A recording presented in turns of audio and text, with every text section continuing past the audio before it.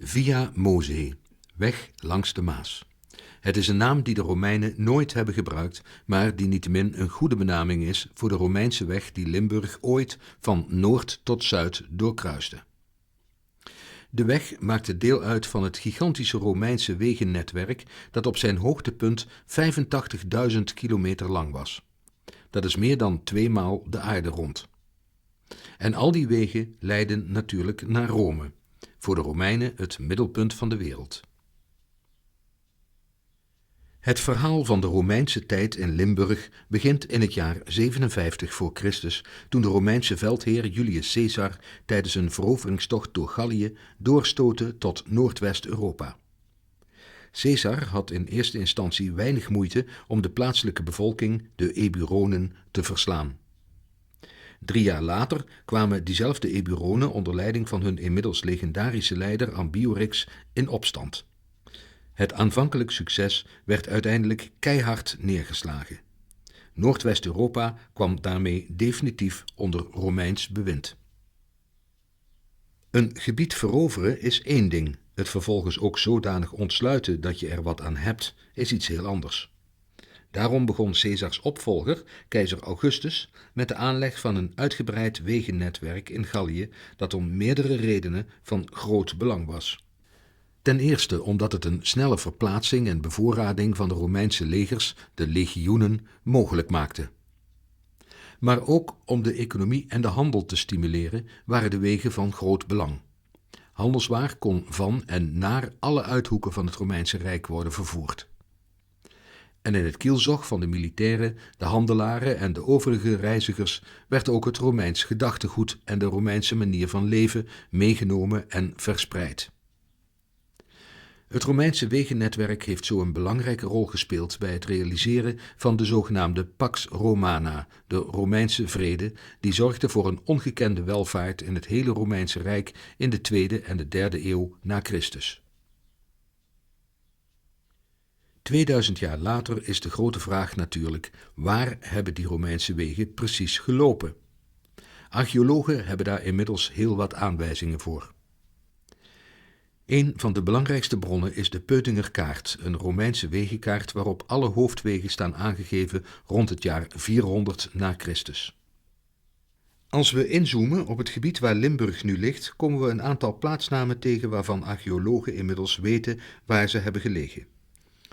Ten eerste Atuatuca, de Romeinse naam voor Tongeren. En Noviomagie, daarin valt zelfs de naam Nijmegen nog te herkennen. Tussen deze 2 grote Romeinse nederzettingen liep, grotendeels vlak langs de Maas, de Via Mosee. Tussen Tongeren en Nijmegen staan op de kaart verschillende plaatsnamen vermeld. Daar waren waarschijnlijk zogenaamde stationes gevestigd, halteplaatsen waar reizigers konden overnachten en waar de Romeinse postbodes hun paarden konden wisselen. Van noord naar zuid bekeken vermeldt de kaart als eerste Caeclum, het huidige Cuijk, en Blariaco, Blerik. Net als bij Nijmegen hoor je in deze plaatsnamen heel duidelijk de verwantschap tussen de Romeinse en de huidige naam. Dat geldt niet voor de 2 andere namen.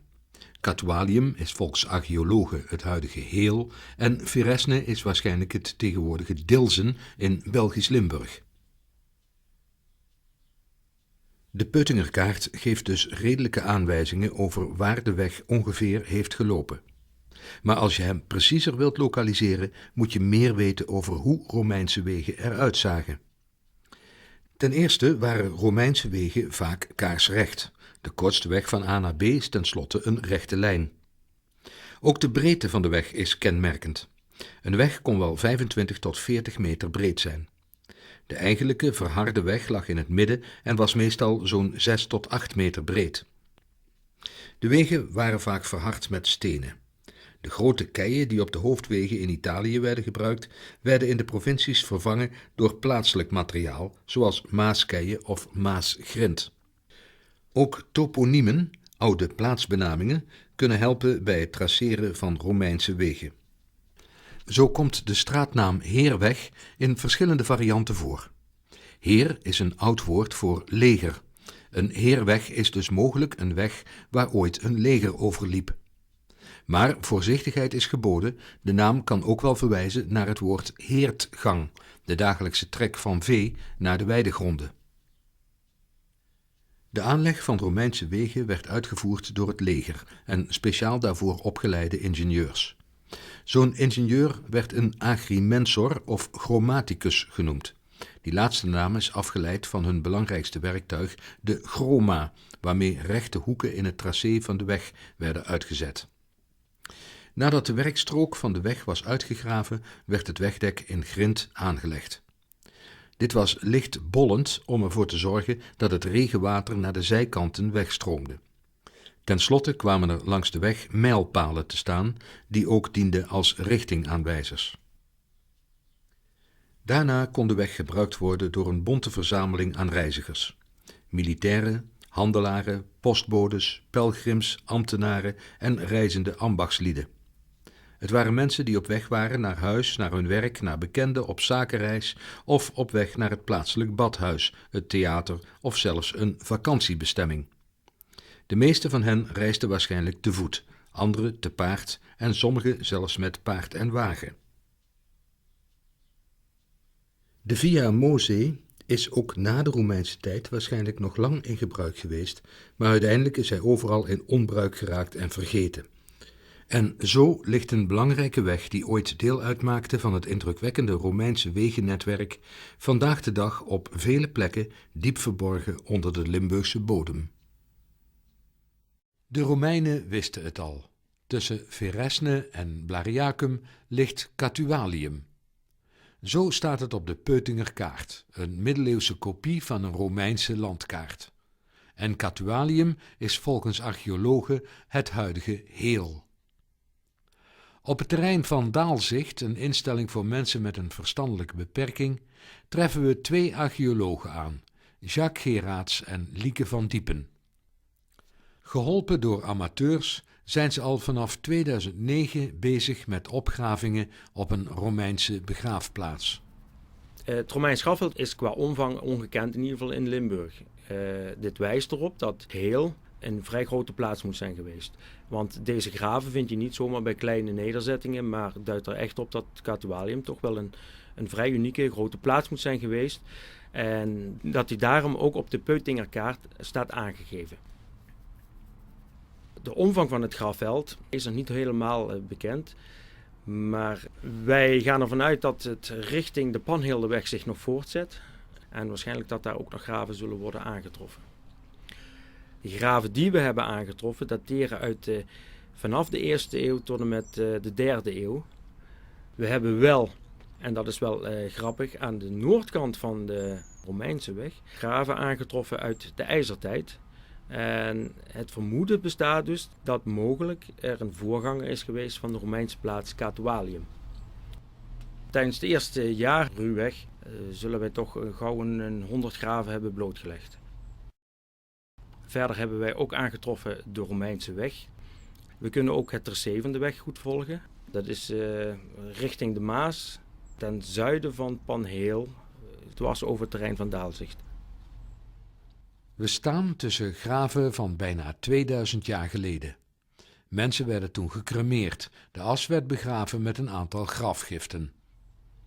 Al met al hebben we nu 260 sporen, waarvan plusminus 230, 240 graven. We hebben graven met grafbijgiften, veel vaatwerk aangetroffen, maar ook bronzen voorwerpen zoals fibula's, armbanden, bronzen naalden, maar ook hier en daar wat Romeins geld. Tijdens het archeologisch onderzoek zijn diverse vondsten aangetroffen, waaronder een olielampje. Dit olielampje is op de Limburgse archeologiedagen gekozen tot de vondst van het jaar. Verder hebben we ook aardewerken olielampjes gevonden en ook een vrij unieke blauwe glazen ribkom.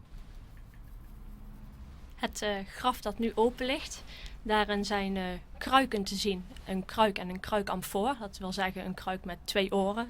Voor de rest zitten er borden in en kleine terra sigillata bakjes. Terra sigillata is het luxe Romeinse aardewerk. In Heel zijn de meeste graven behoorlijk rijk aan bijgiften. En Het graf wat nu open ligt, daarin zit al veel meer. En dat is redelijk uniek dat er zoveel in één graf wordt aangetroffen. In heel hebben we al meer van dit soort graven gezien. Maar voor graven in het algemeen is dat toch wel bijzonder. In een ander graf is een zogenaamde jachtbeker aangetroffen. En ook verschillende glazen voorwerpen, waaronder een glazen fles. Die wordt nu op dit moment geborgen in een blok. En vervolgens wordt de sleuf volgegoten met gips om het geheel zo in één keer te kunnen bergen. Wat voor een type flesje het is, dat durf ik niet te zeggen. Maar daar zal zeker door een expert naar gekeken worden.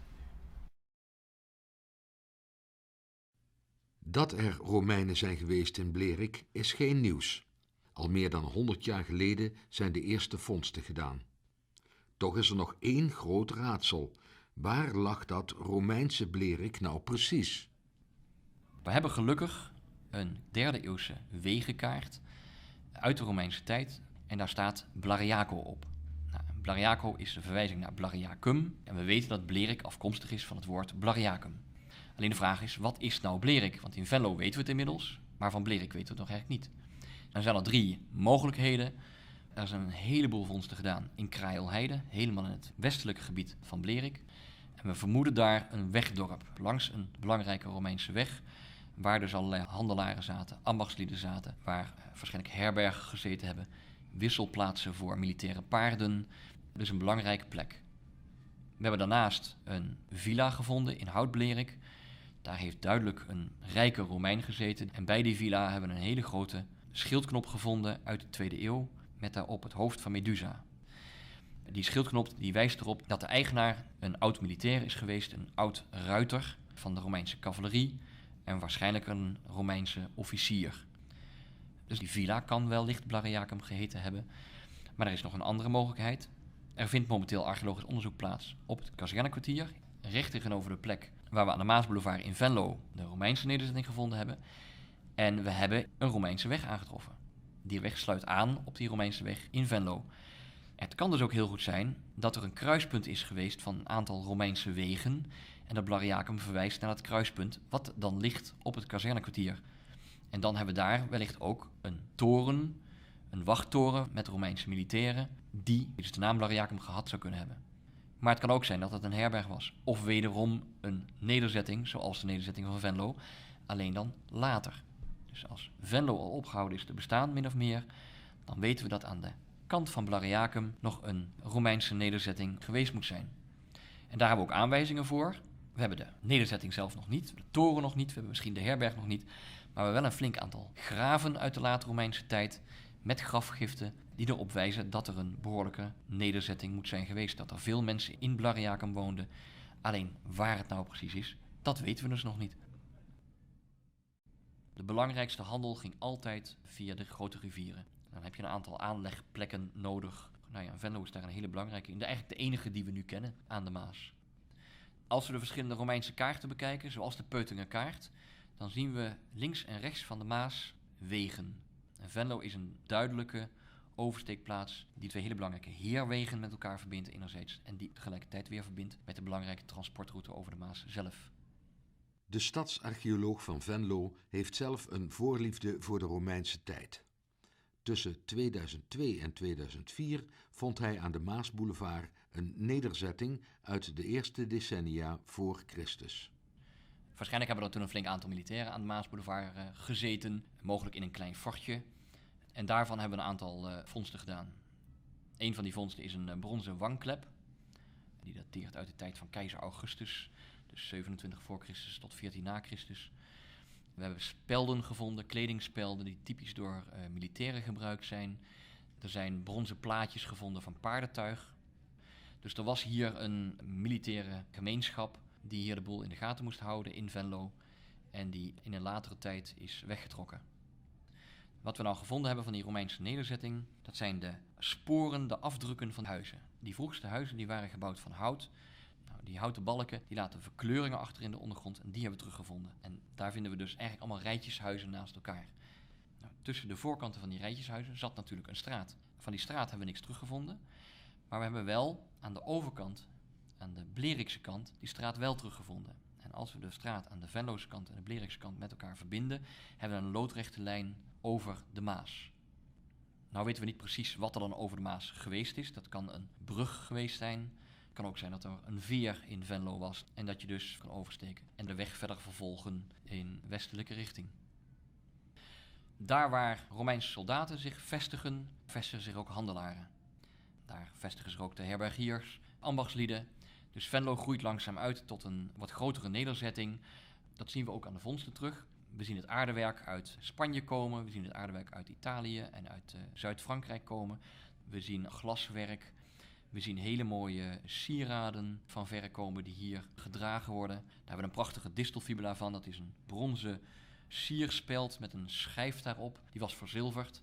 We hebben een paar kleine sierspelden met glaspasta erin of met imitatie edelstenen erin. We hebben ringen, we hebben muntgeld. Kortom, we zien langzaam een rijkdom hier in Venlo ontstaan die we niet terugvinden in een normale kleine boerennederzetting.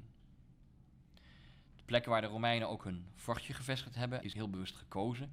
Het is in een bocht van de Maas, die had een goed uitzichtpunt. Maar precies ook op deze plek gaat de Maas over van een diepe Maas naar een ondiepe Maas in het zuiden. En dat is dus precies de plek waar je overslag krijgt, waar je handel krijgt. Diepe schepen kunnen tot aan Venlo varen, moeten dus hun goederen lossen ergens en moeten dat overhevelen in andere schepen. En Venlo wordt dus een duidelijk logistiek centrum.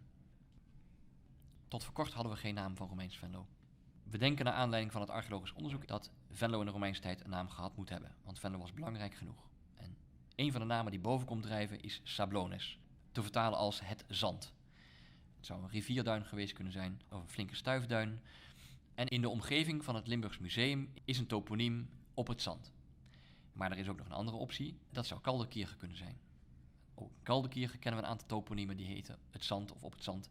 En ook Kaldekirche zou dus wel Sablones geheten kunnen hebben.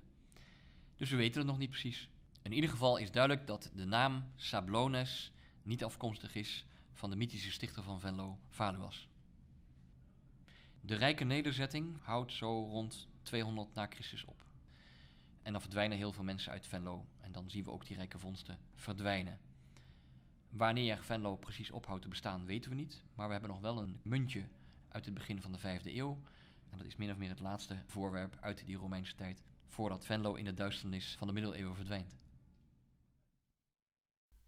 De naam Gijsteren moet een hele oude naam zijn. De Urre of Haru-uitgang, een Keltisch woord van oorsprong, betekent zandrug.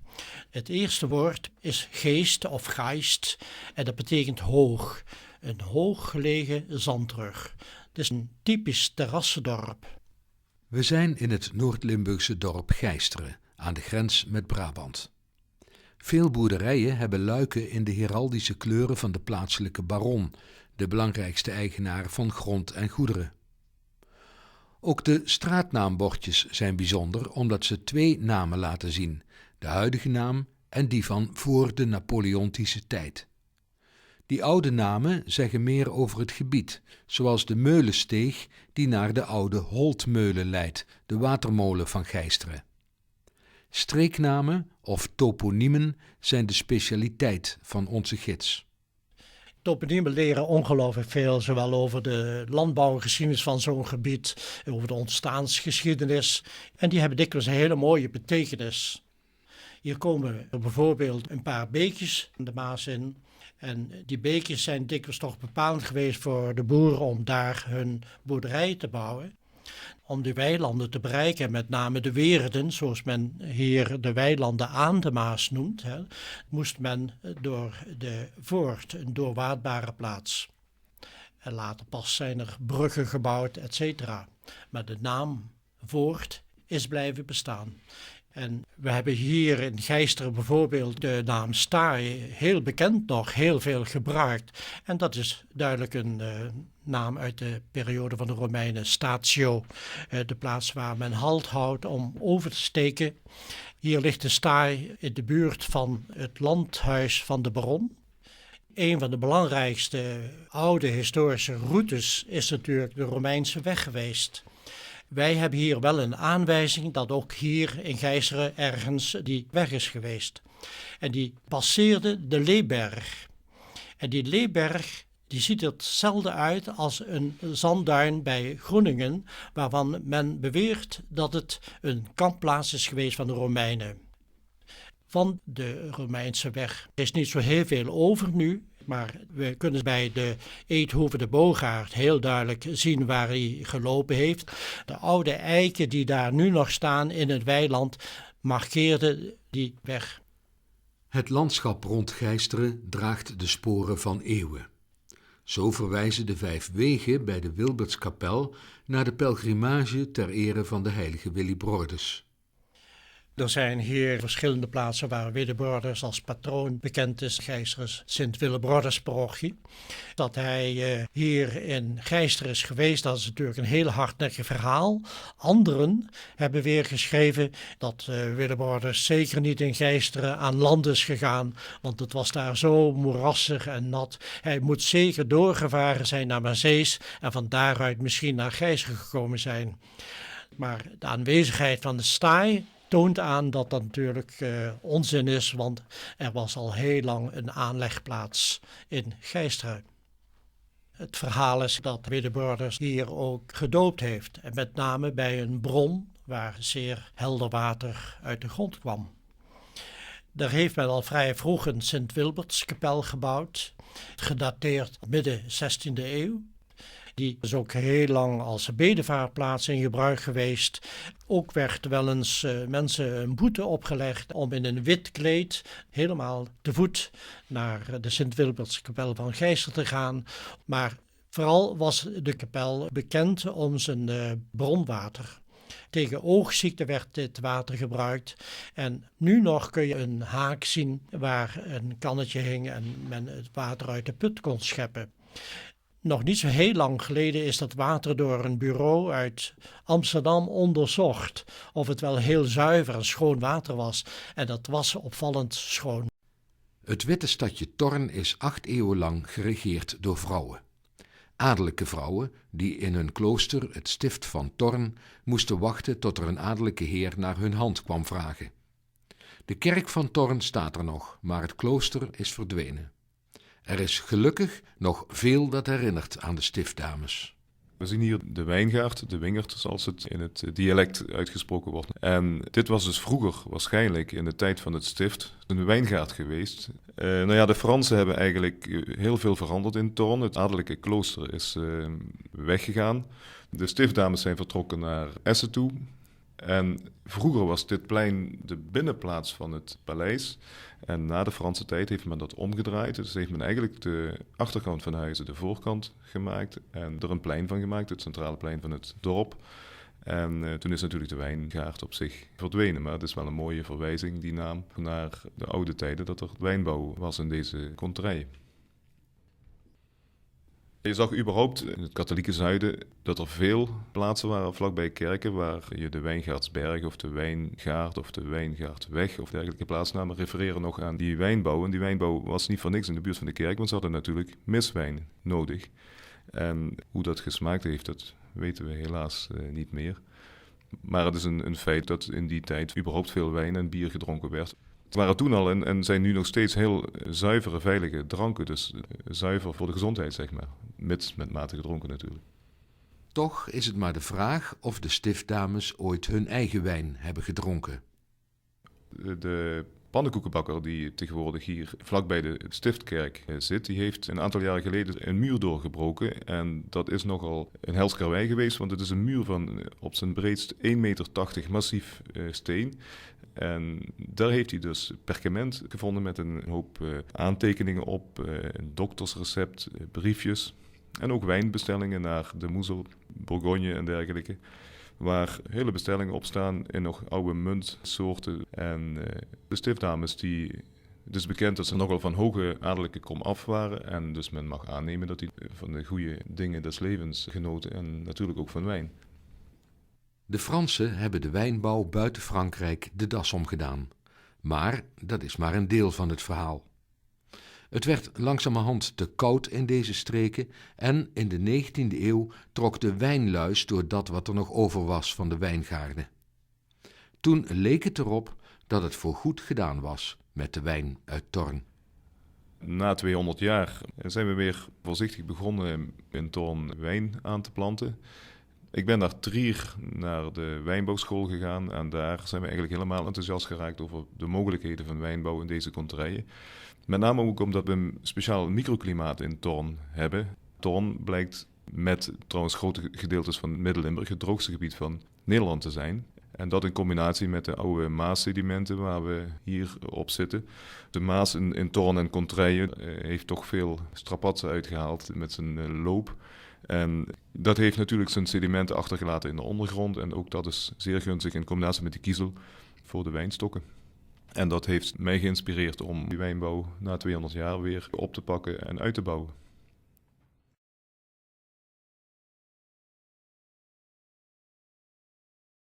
Een boer is gehecht aan zijn grond.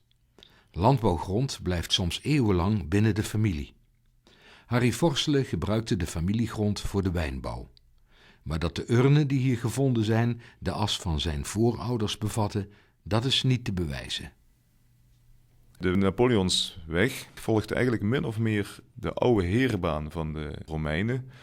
Er zijn hier ook duidelijk bewijzen van oude nederzettingen, zelfs voor de Romeinse tijd. En eigenlijk hebben we onze wijngaard nu over die oude bewoningen heen geplant. We hebben hier onderzocht welke druivenrassen kunnen in deze tijd met de huidige kennis van zaken het beste gedijen. En het blijkt heel duidelijk, ook na bodemonderzoek, dat met name de Pinot-rassen, Pinot Noir is natuurlijk de oude beroemde Bourgogne, het beste gedijen in deze Maassedimenten, ook Pinot Blanc en Pinot Gris. Dat zijn witte druivensoorten.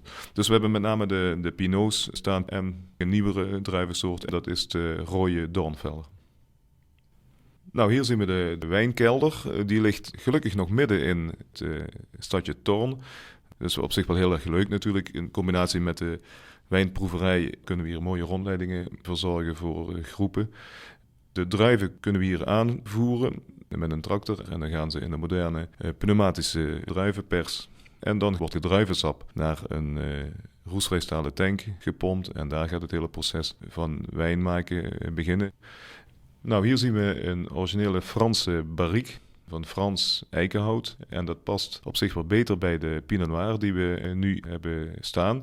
Dit blijft een jaar rijpen en dat is niet alleen om de eiksmaak aan die Pinot Noir te geven, maar door de duigen heen komt zeer minimaal zuurstof bij die wijn, waardoor die beter ontwikkelt en ook andere aroma's gaat ontwikkelen, zoals vanillearoma's en karamelaroma's. En dan pas wordt die wijn gebotteld. En we kunnen hier een beetje van de nieuwe wijn proeven. Dus het is eigenlijk half druivensap, half wijn, dus wijn in wording. De wijnen uit Thorn zijn geen massaproduct. Hoe minder de opbrengst van een wijnrank, hoe hoger de kwaliteit. Maar wijn maken is één ding, wijn verkopen is iets anders. Limburgse wijn is natuurlijk behoorlijk in, zeg maar, met name in combinatie met streekproducten. We hebben in Thorn een behoorlijke horeca en die maken dankbaar gebruik van onze wijnen. En wij vinden het natuurlijk hartstikke leuk dat dat hier geschonken wordt. We hebben een confrérie van alle Limburgse wijnboeren die bij veel restaurants de wijnen plaatsen, zeg maar. Dus de restaurants hoeven dan niet allemaal die wijnboeren af te rennen en wij hoeven niet allemaal de restaurants af te lopen. Dus daar kunnen ze alle Limburgse wijnen krijgen. We hebben toch veel handel ook naar het westen van het land toe, naar Amsterdam met name.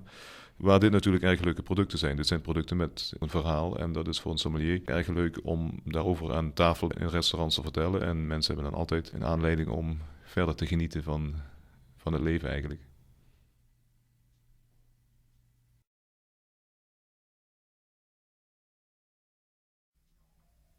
De N273 is waarschijnlijk de enige weg in Nederland die niet 1, maar 2 bijnamen heeft. Bij de meeste mensen staat ze bekend als de Napoleonsbaan. Maar ook de benaming Dodenweg is een veelgebruikte. Want er is geen weg in Nederland waar zoveel mensen zijn verongelukt.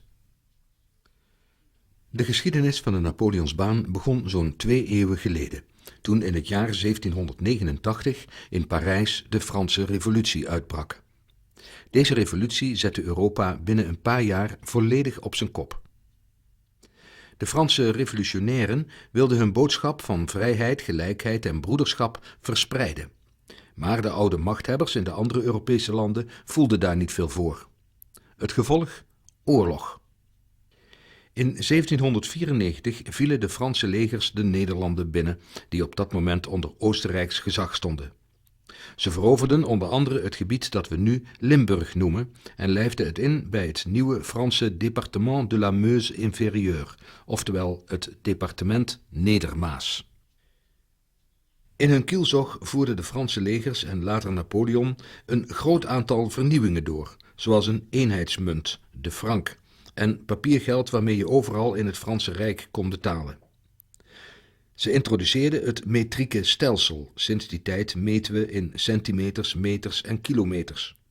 Ook het bevolkingsregister, het kadaster, een uitgebreid ambtenarenapparaat, het openbaar onderwijs en de militaire dienstplicht zijn Franse vindingen.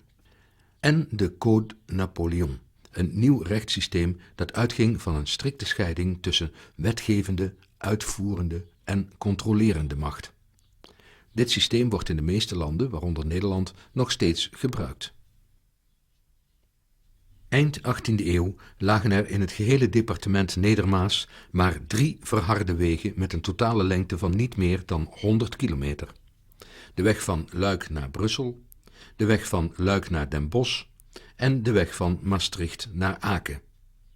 De eerste 2 verkeerden in die tijd in redelijk goede staat, maar de laatste allerminst. Maastricht, de nieuwe hoofdstad van het departement Nedermaas, was per weg nauwelijks goed te bereiken. En er ontbrak een goede Noord-Zuidverbinding. De Franse machthebbers realiseerden zich dan ook al snel dat hier iets aan moest gebeuren. Een goed wegennetwerk had, net als destijds voor de Romeinen, grote voordelen. De Franse legers konden zich snel verplaatsen. Ook voor handel en werkgelegenheid was een efficiënt wegennetwerk belangrijk. Zeker voor een gebied als Limburg dat nauwelijks ontsloten was. Napoleon was bovendien van mening dat de wetten en decreten die hij uitvaardigde binnen enkele dagen tot in alle uithoeken van zijn rijk bekend moesten zijn. Goede wegen waren dus heel belangrijk. Ingenieur Caven, hoofd van de dienst voor bruggen en wegen van het departement Nedermaas, stelde in 1802 voor 2 nieuwe wegen aan te leggen. Een weg van Sint-Truiden naar Aken en een weg van Maastricht naar Venlo op de westelijke oever van de Maas, de Napoleonsbaan. Als eerste werd in 1804 gestart met de weg van Sint-Truiden naar Aken. De aanleg zou vervolgens 9 jaar duren tot 1811. Al die tijd bleef de weg Maastricht-Venlo in de planfase steken. Pas na de aanleg van de weg naar Aken werd gestart met de aanleg van de Napoleonsbaan. Napoleon had inmiddels besloten om de weg op te nemen in de nieuw aan te leggen Route Impériale numero 3 de Paris à Hambourg. Deze route waren nieuwe keizerlijke hoofdwegen die vanuit Parijs alle uithoeken van het zich uitdijende Franse Rijk moesten ontsluiten. Het tracé van de Napoleonsbaan werd vrijwel in een rechte lijn tussen Maastricht en Venlo geprojecteerd. Alleen waar de bodemgesteldheid voor problemen zorgt, zoals in het moerasgebied Vijverbroek bij Ittervoort, maakte de weg een bocht. De weg liep dus bijna overal door het buitengebied. De omliggende dorpen groeiden in de loop der jaren naar de weg toe. Vanaf augustus 1812 werden zo'n 1000 Spaanse krijgsgevangenen aan het werk gezet. Nabij Halen zijn mogelijk de resten gevonden van een werkkamp waar deze krijgsgevangenen woonden en sliepen. De meeste van hen hadden geen schoenen en gingen in lompen gekleed. Daarom kreeg elke arbeider 2 hemden en een paar schoenen. In de winter werd er gewoon doorgewerkt. Tenminste 4 arbeiders overleden. Tussen de vondsten troffen de archeologen een knoop aan met de tekst Memento Mori, oftewel vergeet niet dat ook u zult sterven. Dat plaatst deze gebeurtenissen in een nogal cynisch daglicht. De aanleg van de weg moest aan strenge eisen voldoen. Zo moest de breedte van het verharde wegdek overal 5 à 6 meter bedragen. Daarnaast lag een onverharde baan waarop bomen werden geplant en die in gebruik was als zomerweg. De bomen boden beschutting tegen regen of tegen al te veel zon. Daarnaast werden greppels voor de waterafvoer gegraven van 2 meter breed en 1 meter diep. In totaal was de weg zo'n 16 à 17 meter breed. In 1813 was het gedeelte Maastricht-Mazeik praktisch klaar, net als de grondwerken voor Mazeik-Blerik. Maar in oktober 1813 kwamen de werkzaamheden weer stil te liggen, omdat Napoleon een grote nederlaag leed in de Volkerenslag bij Leipzig. Vele Franse soldaten trokken zich vanuit Duitsland terug over de nog onvoltooide Napoleonsbaan. 1,5 jaar later vond Napoleon zijn spreekwoordelijke Waterloo en waren de Fransen definitief verslagen. Het gevolg, de Napoleonsbaan, is nooit afgebouwd door de Fransen. Na hun vertrek nam de nieuwe Nederlandse regering onder leiding van koning Willem I het beheer en de aanleg van de wegen over. De Napoleonsbaan werd uiteindelijk in 1827 opgeleverd en als rijksweg opgenomen in het nieuwe Nederlandse rijkswegennet.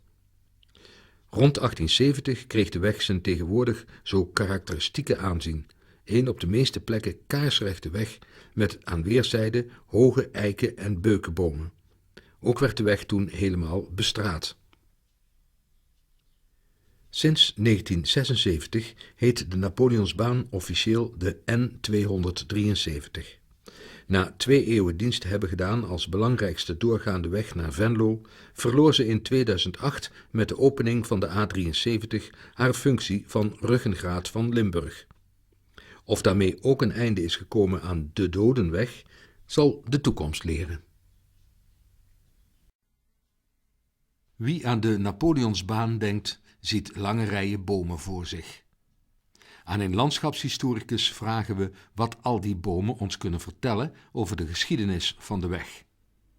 In het begin van de Franse tijd hadden ze het idee om die uitvalswegen van Parijs naar de uithoeken van het Rijk aan te gaan leggen. En die wilden gewoon zo snel mogelijk van A naar B. En dan krijg je de rechte wegen die zich vrijwel niks aantrekken van het landschap waar ze doorheen moeten. En die weg gaat in plaats van door de dorpen heen langs de dorpen, want langs de dorpen dat ging sneller. En hij ging toen door een gewoon relatief ruig landschap. Soms was dat dan heide en stuifzand. En die weg die liep er als groene lijn doorheen. En van die grote afstand kon je gewoon precies zien waar je naartoe moest, welke lijn je moest volgen in het landschap. In de Franse tijd hebben ze ook bedacht, er moeten bomen langs komen staan. Alleen zover is het eigenlijk nooit gekomen, omdat die weg nooit af is gemaakt. Dus de Nederlandse regering heeft het op een gegeven moment overgenomen.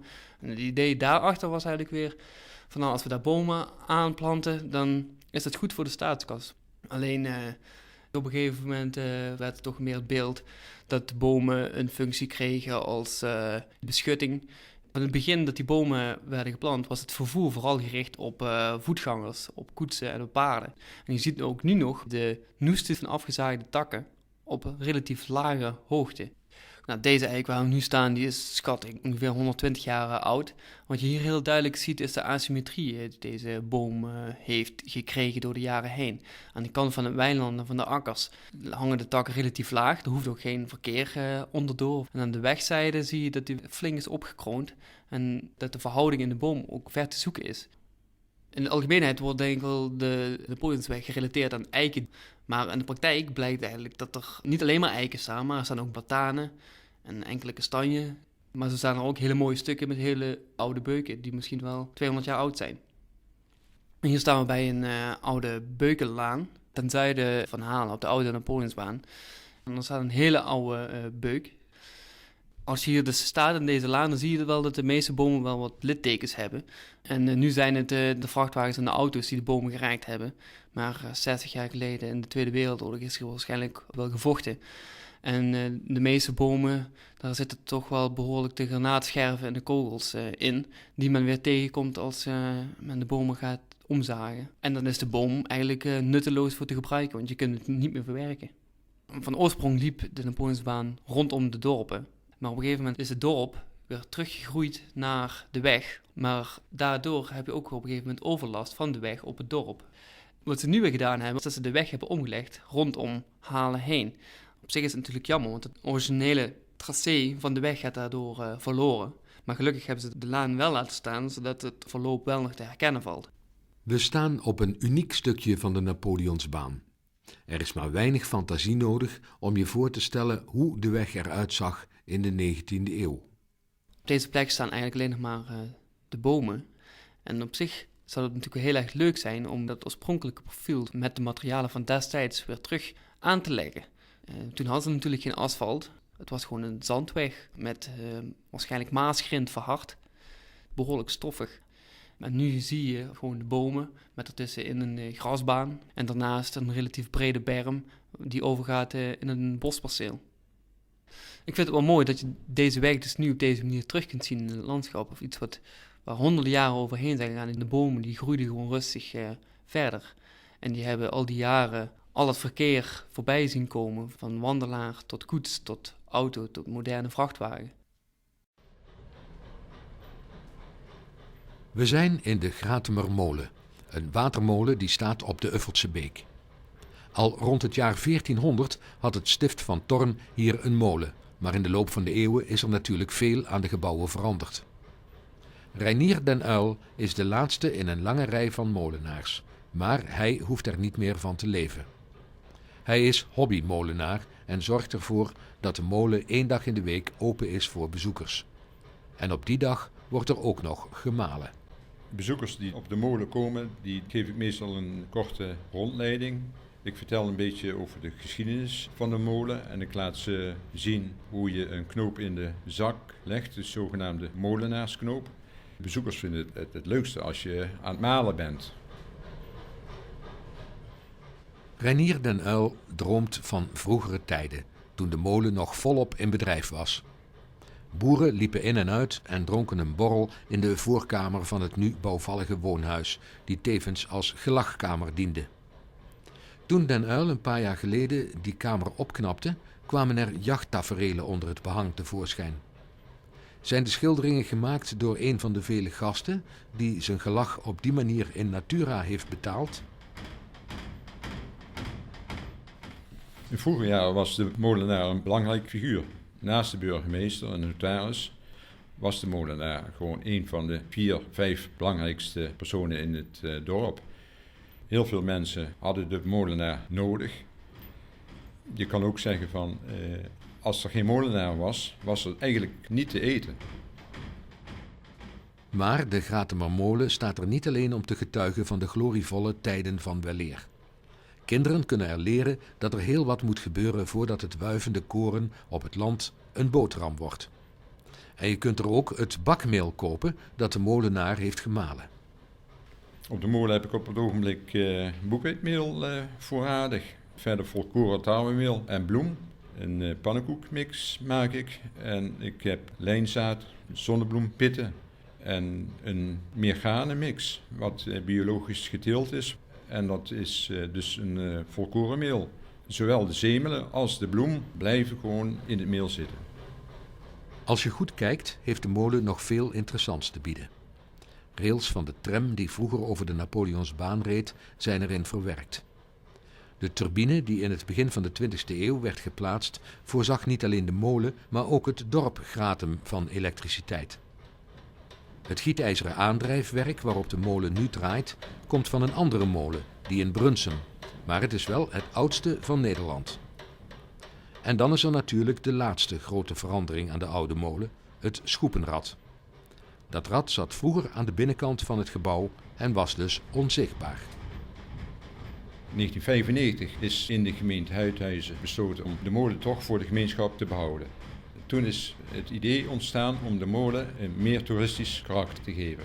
Daarna is ook besloten om een waterwiel buiten te plaatsen. Uit het toeristische oogpunt is het mooi om een rad te zien, maar in de huidige samenstelling van of je op de molen kan wonen en werken, is in mijn ogen niet helemaal gelukt. Maar als ik een wens mag doen, dan hoop ik dat de molen binnen de kortste keer toch maar vaardig gemaakt wordt. En het liefste dat ik als molenaar een plekje in het molengebouw kan krijgen. Als ik dan meer dagen in de week op de molen aan het werk kan zijn, kan ik ook proberen voor bakkers te gaan leveren. En dat is eigenlijk mijn wens.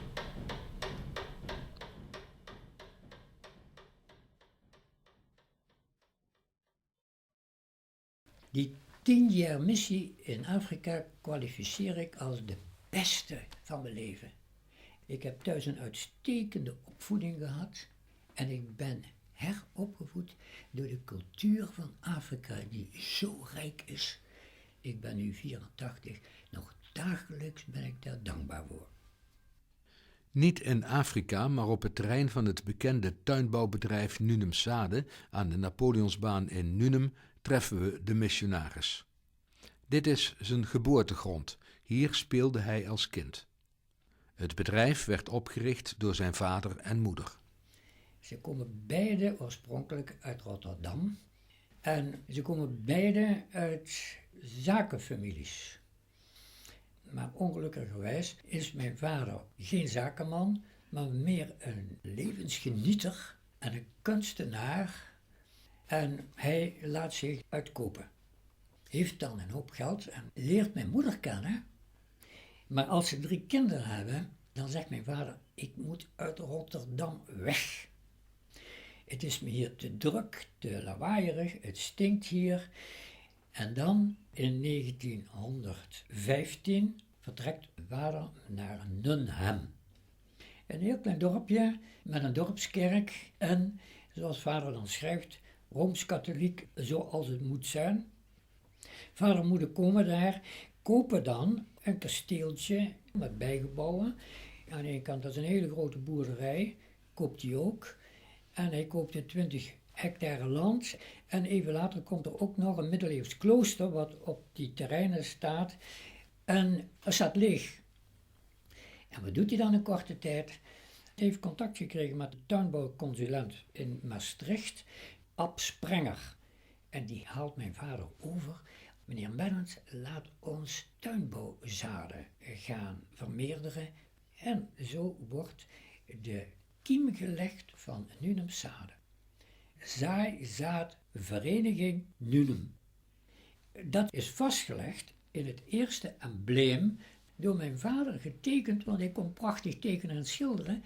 En dat staat namelijk groot in steen onder de huidige vlaggenmast. Maar mijn vader overlijdt vrij plotseling in 1929. En dan zitten we in de wereldcrisis. Dat bedrijf is dan nog heel jong. Er is weinig of geen winst gemaakt. Dan zegt mijn moeder, het is het levenswerk van mijn man, dat zet ik door. En we mogen blij zijn dat mijn moeder dat kloeke besluit genomen heeft en uitgevoerd. Want op het ogenblik is inderdaad Nunum Sade een global player, een kleine multinational. We mogen dus rustig zeggen dat het bedrijf de wind mee heeft gehad. Wij zeggen dan, op dat bedrijf heeft de zegen gerust. En dat vader te vroeg overleden is, heeft misschien te maken met de tekst uit de mond van Jezus van Nazareth: als de graankorrel niet in de aarde valt en sterft, zal ze geen vrucht voortbrengen. Maar als hij sterft, zal hij 100-voudig vrucht dragen. Men vraagt mij wel eens of ik nog op het bedrijf kom. Ja, maar wel steeds minder. En dan kijk ik als ik wegloop achterom en zei, misschien voor de laatste keer. Het gaat jullie allemaal goed. En hopelijk tot ziens.